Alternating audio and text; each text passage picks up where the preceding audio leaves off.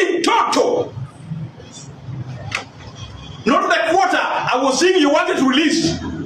So, and they wanted to release quarter. How can we have quarter layers? How? I never negotiated a quarter layers. I think you have intelligence. They have told you how we are going to react.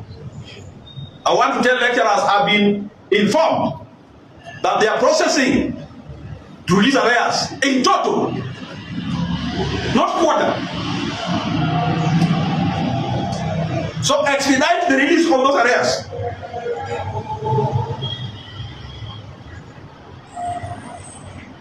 Workload. These are the things that will not make us not learn in September. Workload. The vice chancellors think that lecturers can be overworked. They are the ones who do not want to recruit. Now they want to load everybody. Our position is very simple. It is 3 units per semester. If you have more units, employ lecturers. Because then part-time, now our members are not going to take. And the people you are employing are part-timers. Employ them. We don't want part-timing. It is this part-timing thing that makes students don't graduate. Because you don't pay those part-timers. Employ them now.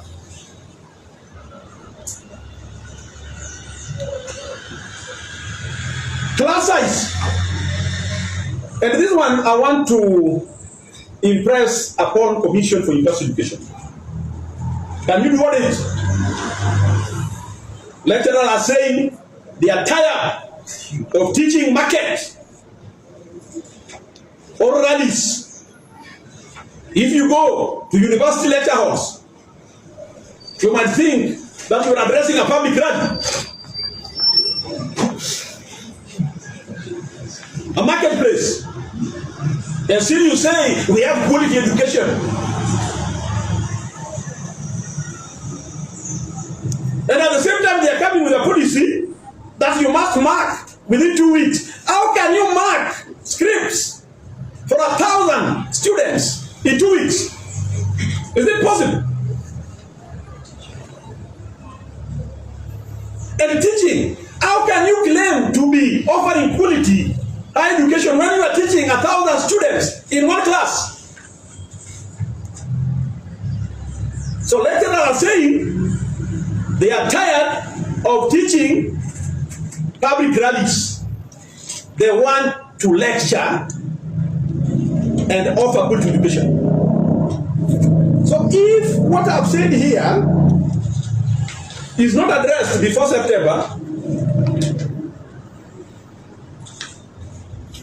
I'm withdrawing my statement that I said I will call another strike in 2030. I'm withdrawn. Strike, I can call it any time. I'm withdrawn.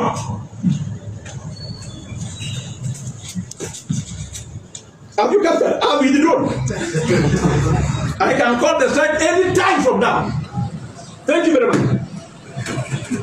Okay, finally, I have some questions. I'm Darita Shalin from RMS Ramogi TV. Recently, the government assured the students that they will provide 100% sponsorship for the university students that are going to join. What's your take on that? You said you are Shalin? Yes. So now you are asking a good question to a wrong person. I'm not a student. You, as the UASU chairperson, because you are claiming that... What we are saying, that is a government policy, and they know the people they are addressing. If they want to fund them 100%, let them do it. We don't have a problem with that. But don't peg our salaries on that 100% payment. Don't peg our salaries on the new funding model, which I sounded a long time ago that funding model was going to fail. have been vindicated. Even this one. Even that hii yako unasema sahihi. Si wewe unasema. You are the one who know where it came from. I don't know. To add on that, you know, whatever the government say, it's a good thing. If the government can fund these students, if the government can fund the students 100%, there's nothing that can be better than that. To the student and to the parents, and even the universities themselves, because then the universities will be able to get the money to run these academic programs and ensure that these boys and girls go through their studies and graduate on time. It's a good thing. But we also know that this government is fond of giving promises. If the government is saying whatever it is saying about this 100% funding of the students as a mere promise, then that is a folly. And we want therefore to tell the government, let it live by the word it says. If it says that they are going to fund, let them fund. We have told you universities are closing down. Universities are closing down because of the debts that they are actually owed. And so, when the president says he's going to ensure that the students are going to be funded 100%, we welcome that move. But we want to see. But when it comes to personal emolument, it's called PE. Delink and delineate that particular aspect from the funding model. Delink, let it come straight from the exchequer. May I just add? You know, when you are talking, now if they could not fund 80% DUC, they could not fund 80% DUC. They were just funding 40%. 38. Even if you could not fund